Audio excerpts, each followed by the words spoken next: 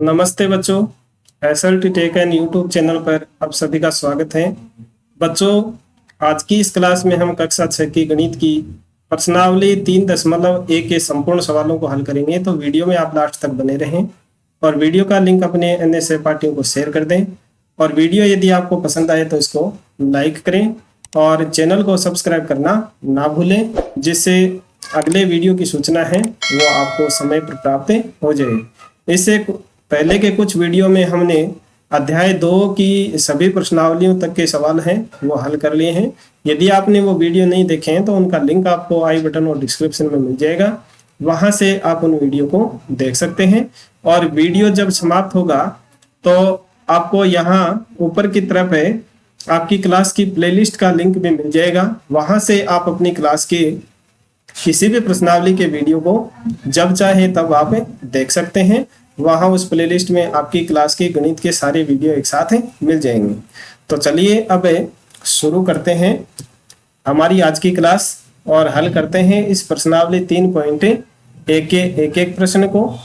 देखिए, सबसे पहले पहला प्रश्न है, उसमें हमें क्या करना है, निम्नलिखित संख्याओं के सभी गुणनखंड ज्ञात कीजिए। जो संख्याएं दे रखी हैं उनमें उनके कौन कौन से गुणनखंड हो सकते हैं वो हमें बताना है। तो चलिए हम एक एक पार्ट्स को हल करते हैं। देखिए, सबसे पहला जो पार्ट ए है उसमें संख्या 24 दी गई है। तो 24 के जो गुणनखंड है वो हमें लिखने हैं।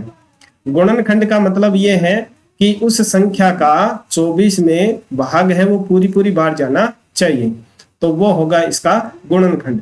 तो यहाँ देखिए 24 है, उसमें सबसे पहले 1 का भाग जाता है तो 1 इसका गुणनखंड है। फिर 24 है, उसमें 2 का भाग भी जाता है इसलिए 2 इसका गुणनखंड है। और फिर इसमें 3 का भाग जाता है तो 3 भी इसका गुणनखंड है। और 4 का भी जाता है, 4 छके 24 तो 4 भी इसका गुणनखंड है। फिर 5 का नहीं जाएगा, 6 का जाता है, 6 चौके 24 इसलिए 6 भी इसका गुणनखंड है। फिर 7 का भाग है वो इसमें 24 में नहीं जाता है तो 7 इसका गुणनखंड नहीं होगा। फिर 8 तिये 24, 8 इसका गुणनखंड होगा। 9 नहीं होगा, 10 भी नहीं होगा, 11 भी नहीं होगा। और 12 दूनी 24 तो 12 भी इसका गुणनखंड होगा। और आपको ध्यान रखना है कि जिस संख्या के हम गुणनखंड लिख रहे हैं उस संख्या के आधी संख्या जब आ जाए, इसका मतलब है कि उस आधी संख्या से लेकर के, जैसे 24 का आधा कितना होता है, 12 होता है, तो 12 और 24 के बीच में इस संख्या का कोई भी गुणनखंड नहीं होगा, यानी 12 के बाद में इसका गुणनखंड 24 ही होगा। तो ये हो गया आपके इस पहले सवाल में पहले पार्ट का आंसर, यानी 24 के गुणनखंड कौन कौन से हुए, 1 2 3 4 6 8 12 और 24। इसी तरह से अब आपको सारे जो पार्ट्स दिए हुए हैं, इसमें 9 पार्ट्स हैं, उन 9 के 9 पार्ट्स के गुणनखंड है वो फटाफट से ज्ञात कर लेने हैं। चलिए, बी में दिया गया है 15, तो मैं डायरेक्ट लिख देता हूं, आप पूरा आंसर लिखें 15 के गुणनखंड। जैसे मैंने अभी ऊपर लिखा है 24 के गुणनखंड, इसी तरह से नाम लिख करके आप लिखें। मैं डायरेक्ट यहाँ गुणनखंड है वो यहाँ लिख देता हूं। तो 15 है, उसका गुणनखंड 1 होगा, 3 होगा, 5 होगा, और फिर 6 7 8 9 कोई भी नहीं होगा, 15 होगा। ठीक है, तो ये हो गए इसके गुणनखंड 15 के, 1 3 5 और 15। इसके अलावा किसी भी संख्या भाग इस 15 में नहीं जाता है, इसलिए उसका कोई गुणनखंड और नहीं होगा। अब देखिए सी वाला पार्ट है, सी में दिया गया 21, तो 21 में जिन जिन संख्याओं का भाग जाता है वो आप लिख दीजिए, वो इनके गुणनखंड होंगे। तो 1 तो सबका गुणनखंड होता ही है 1, फिर 2 का नहीं है, और 3 का 7 21, फिर 3 के बाद में डायरेक्ट 7 ही होगा, इसका 7 21, और फिर इसमें डायरेक्ट 21 ही इसका गुणनखंड होगा।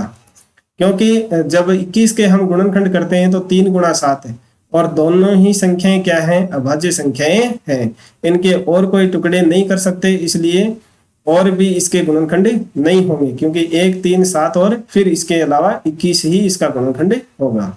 तो इस तरह से ये 3 पार्ट्स हैं, उनमें आपको गुणनखंड लिखने हैं। अब देखिए नेक्स्ट पार्ट है वो देखिए 27 12 और 20, इनके भी हमें गुणनखंड लिखने हैं। तो देखिए डी पार्ट है, उसमें दिया गया 27, तो 27 है, उसका एक तो एक गुणनखंड होगा, फिर 3 होगा, 9 3 27, और इसके अलावा फिर आपका 9 ही होगा इसका, क्योंकि 9 3 27 यही होते हैं इनके गुणनखंड, और फिर होगा 27। तो ये इसे 27 है, उसके गुणनखंड हो जाएंगे। अब देखिए ई वाला है, ई में दिया गया है 12, तो 12 के जब हम डायरेक्ट गुणनखंड करते हैं तो 3 चौके 12, तो यहाँ एक तो सबका गुणनखंड होता ही है, फिर 2 का होगा, क्योंकि 4 है, 4 2 गुणा 2 होता है, तो 2 गुणनखंड होगा, फिर 3 होगा, 3 चौके 12, और फिर 4 हो जाएगा, 4 3 12 होता ही है, फिर 6 होगा, 6 दूनी 12, और फिर इसके आधे आ गए, 12 के आधे 6 आ गए, तो 6 के बाद में डायरेक्ट 12 ही इसका गुणनखंड होगा। तो ये 12 के गुणनखंड होंगे 1 2 3 4 6 और 12। अब एफ है, एफ पार्ट है, उसमें दिया गया है 20। 20 के गुणनखंड लिखने हैं तो 1 2 और फिर 4 5, 5 के 20, और उसके बाद में 10, और 10 के बाद में 20। ये इस 20 के गुणनखंड हो जाएंगे। इसके अलावा किसी संख्या का भाग 20 में नहीं जाता है, तो यही इनके गुणनखंड हो जाएंगे। अब देखिए नेक्स्ट जी का, जी का है, उसमें देखिए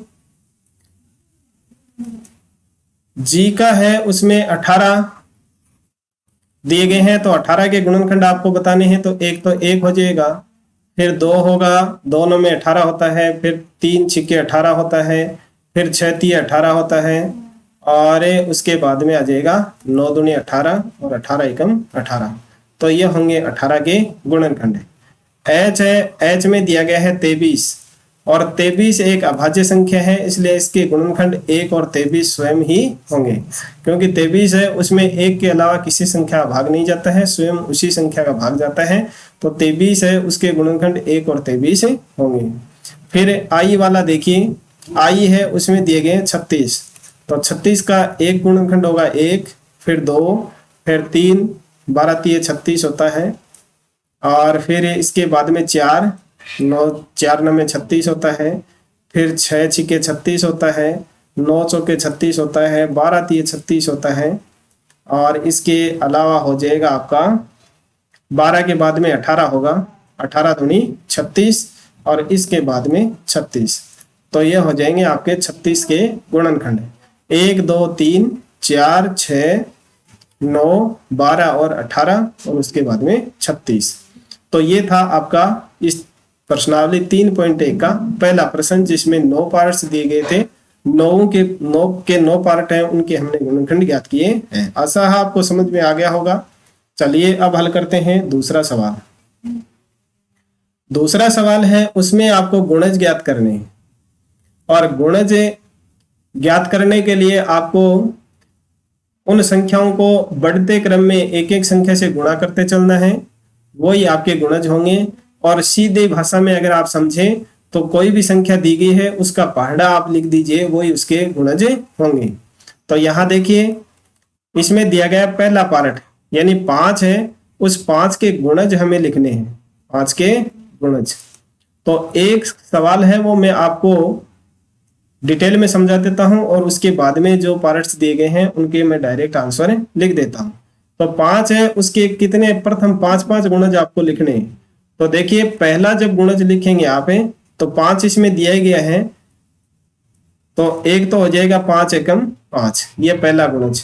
फिर दूसरा गुणज ज्ञात करने के लिए 5 को 2 से गुणा करेंगे, ये हो गया दूसरा गुणज। फिर तीसरा गुणज ज्ञात करने के लिए 5 को 3 से गुणा करेंगे, तो ये हो गया तीसरा गुणज। और फिर चौथा गुणज ज्ञात करने के लिए 4 से गुणा करेंगे, 5 के 20, तो ये हो गया चौथा गुणज। फिर पांचवा ज्ञात करने के लिए 5 को गुणा करेंगे 5 से, तो ये हो गया पांचवा गुणज। तो प्रथम 5 गुणज आपको बताने थे। अगर 5 को आप छोड़ते हैं तो एक गुणज और ज्ञात कर लीजिए, 5 गुणा 6, तो ये हो जाएगा 5 के 30।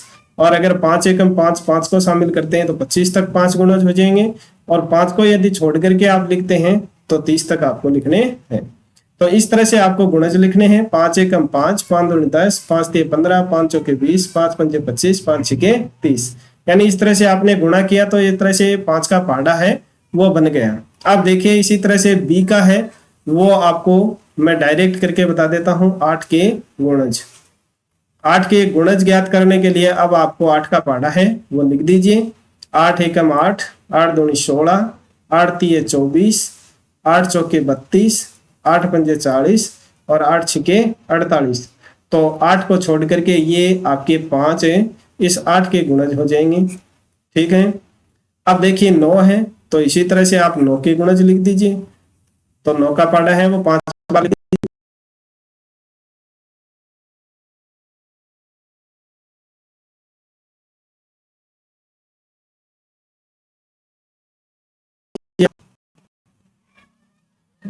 सॉरी, थोड़ा सा ये टेक्निकल इश्यू के कारण से वीडियो है वो अटक गया था।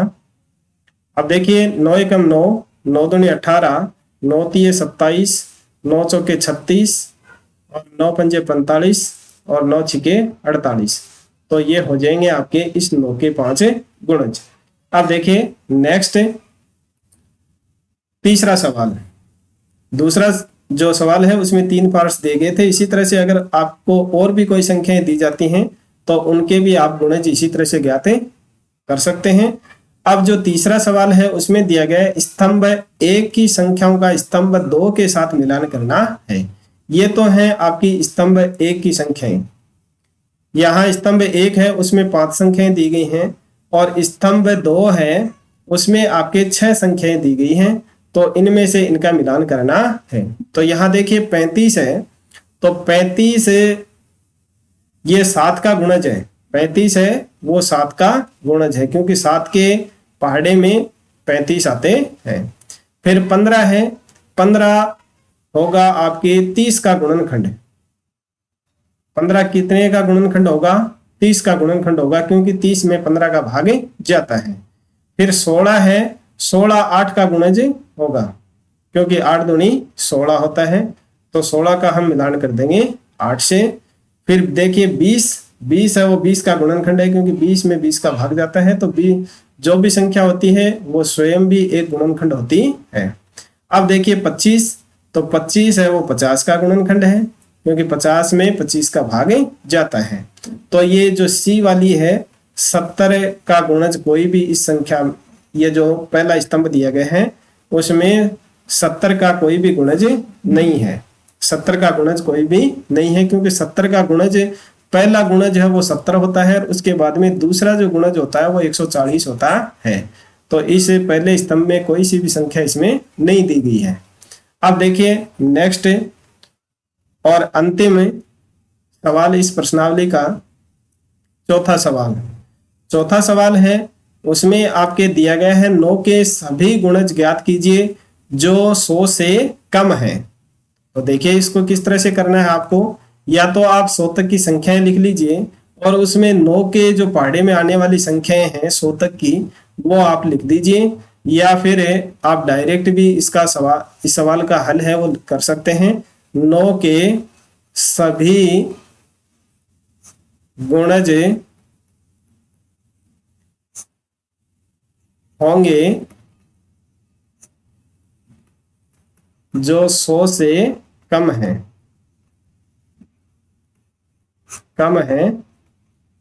वे इस प्रकार हैं, वे इस प्रकार हैं। इस तरह से आप लिख करके जो 9 का पहाड़ा है वो आप लिखते जाएं। 9 एकम 9, 9 दूनी 18, 9 तिये 27, 9 चौके 36, 9 पंजे 45, 9 छिके 54, 9 साते 63, 9 आठे 72, 9 नब्बे 81, 9 दाए 90। अब 90 तक आकर के आपका जो पहाड़ा है वो तो कंप्लीट हो गया। अब आगे की संख्या ज्ञात करने के लिए इसमें 9 9 जोड़ते चले, तो 90 में 9 जोड़ेंगे तो हो जाएगा 99, और फिर 9 आप जोड़ेंगे इसमें तो कितने हो जाएगा, 108 होगा। तो 108 है वो 100 से ऊपर चला गया, तो आपको 100 से ऊपर वाली संख्याएं गुणज में आती हैं वो नहीं बतानी है, 100 तक, 100 से जो कम है वही आपको बतानी है। तो 100 से कम तक की ये संख्याएं हैं वो 9 के गुणज होंगी। तो इस तरह से आपको चौथा सवाल हल करना है। और इस 3.1 में आपके 4 ही सवाल थे जो हमने आज के इस वीडियो में हल किए हैं। आशा है आपको वीडियो पसंद आया होगा, तो इस वीडियो को कर दीजिए लाइक और अपने अन्य सहपाठियों को भी शेयर कर दीजिए। और किसी भी प्रश्न में अगर कोई डाउट है तो कमेंट करके अवश्य बताएं। और आपको यहाँ इस जगह आपको ये लिंक दिखाई दे रहे हैं, वो है आपकी प्लेलिस्ट के लिंक, जो कक्षा 6, 7 और 8 की प्लेलिस्ट के लिंक दिए हुए हैं। उनमें आप अगर 6ठी क्लास के गणित के वीडियो देखना चाहते हैं तो 6ठी क्लास वाली प्लेलिस्ट है, उसके ऊपर क्लिक करें। और इसमें जैसे जैसे आगे की प्रश्नावली के वीडियो भी अपलोड चैनल के ऊपर किए जाएंगे, वो इसी प्लेलिस्ट में आपको एक साथ में मिलते जाएंगे, और नया वीडियो है वो भी आपको इसमें ऊपर ही ऊपर मिल जाएगा। तो आज के वीडियो में बस इतना ही। आशा है आप समझ ही गए होंगे, और वीडियो को छोड़ने से पहले चैनल को सब्सक्राइब करना ना भूलें। मिलते हैं अगले वीडियो में, तब तक के लिए नमस्कार, थैंक यू।